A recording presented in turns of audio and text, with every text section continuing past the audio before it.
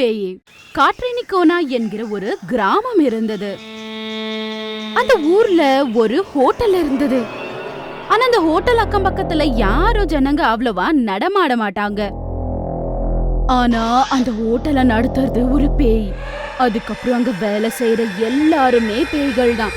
ஆனா பார்க்க சாதாரண மனிதர்கள் மாதிரி இருப்பாங்க. ஒரு நாள் என்ன ஆகுதுன்னா, ஒரு ஆளு அந்த ஹோட்டலுக்கு சாப்பிடுறதுக்காக வராரு. அத பார்த்த கவுண்டர் கிட்ட இருந்த பேய் அங்க இருந்த பேய்க்க சொல்லுது, டேய் பாரா, எவனோ ஒருத்தன் சாப்பிட வரான், அவனுக்கு தேவையானதை ரெடி பண்ணு, அவனுக்கு எந்த சந்தேகமும் வரக்கூடாது அப்படின்னு அந்த பேய் சொன்ன உடனே அங்க இருந்த எல்லா பேய்களும் நார்மலான மனிதர்கள் மாதிரி மாறிடுதுங்க. அதுக்கப்புறம் அந்த ஆளு உள்ள வந்து சாப்பிட உட்கார்றாரு. அங்க உள்ள இருந்த எல்லா பேய்களும் அவனை பார்த்து சிரிச்சுக்கிட்டு இருக்குதுங்க. கொஞ்ச நேரம் கழிச்சு இன்னொருத்தன் வந்து ஆர்டர் எடுக்கிறான். அதுக்கப்புறம் அவன் சாப்பிட்டு முடிச்ச பிறகு அவன் பணத்தை கொடுக்கலாம் அப்படின்னு கவுண்டர் கிட்ட போன உடனே, எனக்கு பணம் வேண்டாம், எனக்கு உன்னோட உடல் தான் வேணும் அப்படின்னு சொல்லிட்டு அந்த கவுண்டர் கிட்ட இருந்தது பேயா மாறிடுது.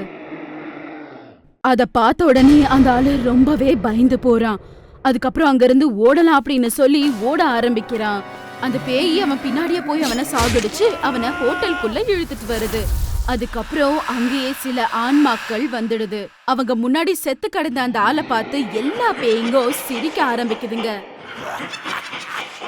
அதுக்கப்புறம் அங்க இருந்த எல்லா பேய்ங்க சேர்ந்து அவனை சாப்பிட ஆரம்பிக்கிறாங்க. ஆஹா, என்ன ருசியா இருக்கான், இந்த மாதிரி தினமும் ஒரு மனுஷன் வந்தா போதும், நல்லா திருப்தியா சாப்பிடலாம், ஆஹா சாப்பிடுங்க சாப்பிடுங்க அப்படி அந்த பேய்ங்க அந்த ஹோட்டலுக்கு வர ஜனங்களுக்கு உணவை கொடுத்து அதுக்கப்புறம் அந்த பேய்ங்க அவங்களையே உணவா சாப்பிட ஆரம்பிக்குதுங்க. இன்னொரு பக்கம் சிட்டில ஒரு வாடகை வீட்டுல கிருஷ்ணா மற்றும் சந்தியா வாழ்ந்துட்டு இருந்தாங்க. கிருஷ்ணாவோட மனைவியாகிய சந்தியா அவருக்கு காஃபிய கொண்டு வந்து கொடுக்கறா. இந்தாங்க காஃபி அப்படின்னு சந்தியா கொடுத்த காஃபி அவன் குடிச்சுக்கிட்டு இருப்பான். ஆனா அந்த நேரத்துல அவங்க மனைவி ஏதோ கொஞ்சம் கோவமா இருக்கிறது அவர் தெரிஞ்சுக்கிட்டு இப்படின்றாரு, என்னாச்சு சந்தியா, ஏன் இப்படி டல்லா இருக்க? என்ன பத்தி நீங்க ஏதாவது கண்டுக்கிறீங்களா? எப்ப பார் வேலை வேலைன்னு பிஸியா இருக்கீங்க நீங்க. இப்போ உனக்கு என்னதான் பிரச்சனை? அப்ப சந்தியா, தினமும் வீட்ல இருக்கிறது எனக்கு பிடிக்கல, உன் கூட வெளிய சந்தோஷமா சுத்தணும் அப்படின்னு சொல்றா. மனசுல இருக்கிறது அவ அப்படி சொல்றா. அப்ப கிருஷ்ணா அதை கேட்டு சிரிச்சுக்கிட்டே மனைவி கிட்ட சொல்றாரு, சரிம்மா, நான் இன்னைக்கு ஆபீஸ்க்கு போகல, நம்ம 2 பேரும் வெளியே போலாமா? கிருஷ்ணா அப்படி சொன்ன உடனே சந்தியாக்கு ரொம்பவே சந்தோஷமா இருக்கு. அதுக்கப்புறம் 2 பேரும் கிளம்பி வெளிய போறாங்க. அப்படி நாளெல்லாம் நல்லா ஜாலியா சுத்திக்கிட்டு வராங்க. அதுக்கப்புறம் சாயந்தரம் ஆன நேரத்துல அவங்க 2 பேரும் அந்த பேய் ஹோட்டல் இருக்கிற பக்கமா போறாங்க.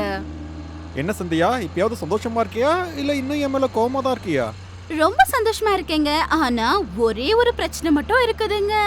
இங்க உனக்கு என்னமா வேலை இருக்கு? அப்ப சந்தியா அவளுக்கு ரொம்ப பசியா இருக்குது அப்படின்னு சொல்றா. அதுக்கப்புறம் கிருஷ்ணா சிரிச்சுக்கிட்டே, போற வழியில ஹோட்டல்ல இருந்தா நிறுத்துறேன்.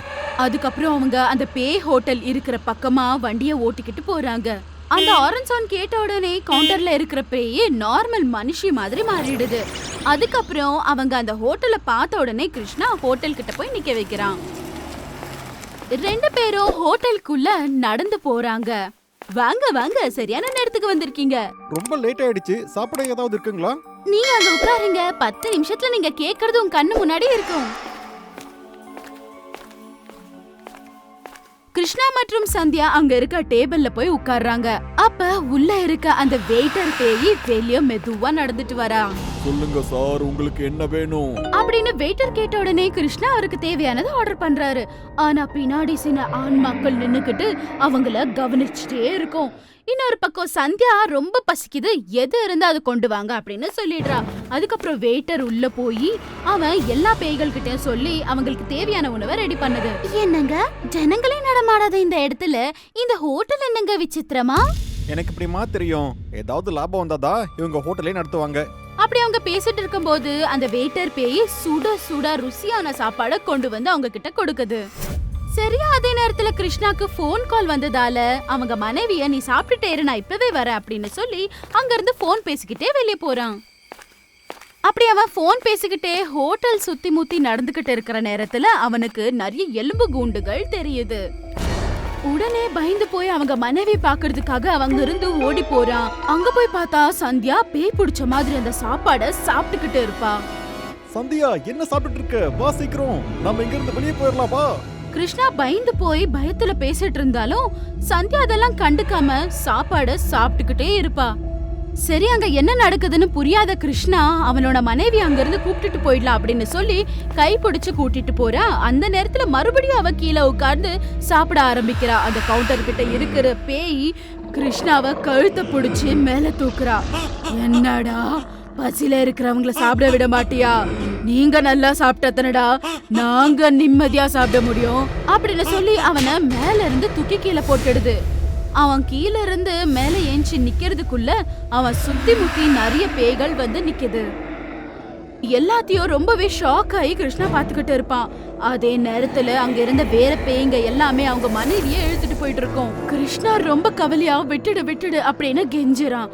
நீங்க தானடா வந்தீங்க, அவளை ஈஸியா விட்டுருவேன் நினைக்கிறியா? இப்ப உன்னோட டர்ன் அப்படின்னு சொல்லி அவனை கூட சாகடிக்க ஆரம்பிக்குதுங்க.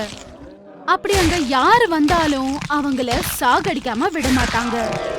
கொஞ்ச நாளைக்கு அப்புறமா அந்த காட்ரேனிக்கோனா ஊரு பாதையில ஒரு சுவாமிஜி நடந்து போய்கிட்டு இருப்பாரு. ஆனா ரொம்பவே வெயிலா இருந்த காரணத்தால சுவாமிஜிக்கு ரொம்பவே பாவம் டயர்டா இருக்கு. அதே நேரத்துல அவர்கிட்ட இருந்த தண்ணி கூட காலி ஆயிடுது. அப்ப அவரு சுத்தி முத்தி பாக்குறாரு, அங்க ஒரு கிணறு கூட இருக்காது. அப்புறம் சுவாமிஜி அங்க இருந்து கொஞ்சம் முன்னாடி நடந்து போறாரு. அப்ப அவரு அந்த பேய்கள் நடத்துற அந்த ஹோட்டலை பாக்குறாரு. இங்க ஏதோ சாப்பிட இடம் இருக்கு, இந்த ஹோட்டலுக்குள்ள போய் கொஞ்சமா சாப்பிட்டு வரலாம். அப்புறம் சுவாமிஜி அந்த ஹோட்டலுக்குள்ள போறாரு. அந்த ஹோட்டல்ல அந்த கவுண்டர்ல உட்கார்ந்துட்டு இருந்த அந்த பெண்ணை பார்த்த உடனே அது ஏதோ ஒரு துஷ்ட சக்தி அப்படின்னு தெரிஞ்சுக்கிறாரு. அப்புறம் ஏதோ தெரியாத மாதிரி சுவாமிஜி, நான் ஒரு சாது, ரொம்ப தூரம் பயணம் பண்ணதால எனக்கு ரொம்ப தாகமா இருக்கு, நீங்க கொஞ்சம் எனக்கு தண்ணி தரீங்களா? ஐயோ சுவாமி, தண்ணி மட்டுமா? சாப்பாடு கூட நிம்மதியா சாப்பிட்டு போங்க. அப்புறம் சரின்னு சொல்லி சுவாமிஜி போய் உட்கார்றாரு. சுத்தி முத்தி அவரு என்னதான் இருக்கு அப்படின்னு கவனிக்கிறாரு. அந்த நேரத்துல ரத்தம், அதுக்கப்புறம் கிழிஞ்ச துணிங்க கூட அவரு பாக்குறாரு. அதெல்லாம் பார்த்த சுவாமிஜி கண்ணை மூடிக்கிட்டு மனசுக்குள்ளேயே மந்திரங்களை சொல்ல ஆரம்பிக்கிறாரு. கொஞ்ச நேரத்துல அந்த வெயிட்டர் பேய் அவருக்காக சாப்பாடு கொண்டு வந்து வைக்குது. இந்தாங்க சுவாமி, உங்க சாப்பாடு, பயிர் நிறைய சாப்பிடுங்க. அது கேட்ட உடனே சுவாமிஜி அவர் பேக்ல இருந்து ஏதோ மந்திரிச்ச கட்டைய ஒண்ணு வெளியே எடுத்து அவரு அந்த பேயோட நெத்தி மேல வச்சிடுறாரு. அப்ப அந்த பேய் எரிஞ்சு சாம்பல் ஆயிடுது. அதுக்கப்புறமா அங்க இருந்த எல்லா பேய்களும் அவரு முன்னாடி வந்து நிக்குது. நீங்க எல்லாரும் கெட்ட சக்திகள்னு எனக்கு உள்ள வரும்போதே தெரியும். நீங்க எவ்வளவு பேரை கொன்னிருக்கீங்க அப்படிங்கறது என் ஞான திருஷ்டி மூலமா எனக்கு தெரிஞ்சது. ஆனா இப்ப உன்னோட உயிர் கூட போகுது. அப்ப எல்லா பேய்களும் சுவாமிஜியை சாகடிக்க வருதுங்க. சுவாமிஜியின் மந்திரங்களை சொல்லி அங்க இருந்த எல்லா பேய்களையும் அவரு அழிக்கிறாரு.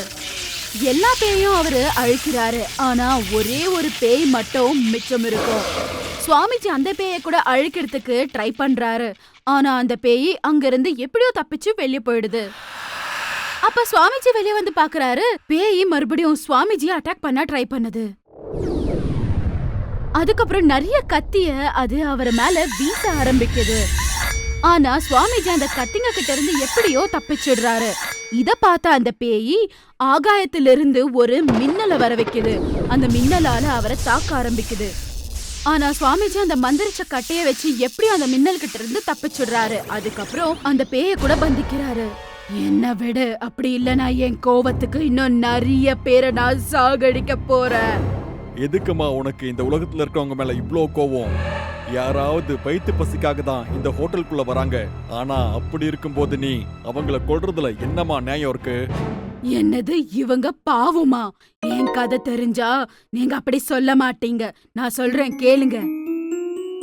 கொஞ்ச நாளைக்கு முன்னாடி நானும் என்னோட கணவர் 2 பேரும் சேர்ந்து ஹோட்டல்ல நடத்திட்டு இருந்தோம். ஊருக்கு வெளியே ஹோட்டல் இருந்ததால புதுசா யாரு வந்தாலும் எங்க ஹோட்டல்ல சாப்பிட்டுட்டு தான் போவாங்க.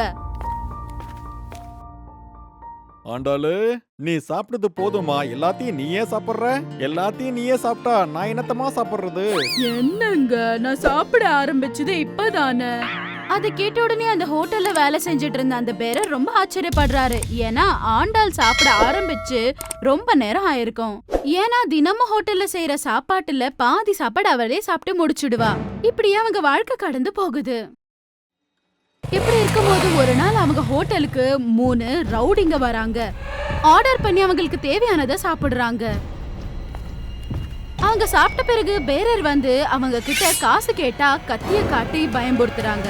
பக்கத்துலயே இருந்த ஆண்டாளு போய் பணத்தை கேக்குறா. அப்ப அவங்க எங்கலயே பணம் கேக்குறியான்னு சொல்லி அவளை சாகடிக்கிறாங்க. அது மட்டும் இல்லாம வேற எல்லாரையும் சாகடிக்க ஆரம்பிக்கிறாங்க. ஆனா அங்க இருந்த ஜனங்க அத பார்த்து பயந்து ஓடி போயிடுறாங்க. அவங்கள காப்பாத்த ட்ரை பண்ணவே இல்ல. பாத்தீங்களா, எல்லாருக்கும் சாப்பாடு போடுற எங்களை எப்படி சாகடிச்சிட்டாங்கன்னு சொல்லி எங்களை காப்பாத்த யாரும் முன்னாடி வரவே இல்ல. உனக்கு நடந்தது தப்புதான், அத நான் ஒத்துக்கிறேன். யாரோ பண்ண ஒரு தப்புக்காக நீ இங்க இருக்கிறவங்கள கொல்றது சரியில்லமா? சுவாமிஜி என்ன சொன்னாலும் பேய் அதை கேக்குற நிலைமையில இல்ல. என்ன விட்டுடு, இங்க இருந்து நான் போயிடுறேன்.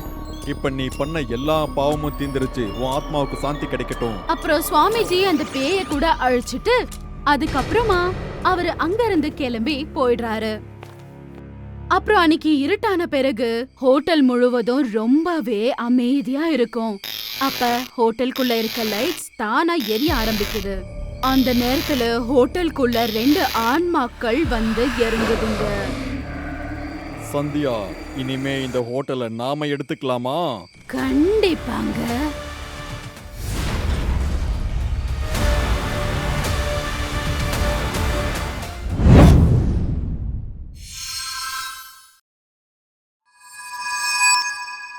For more horror stories, please subscribe our channel.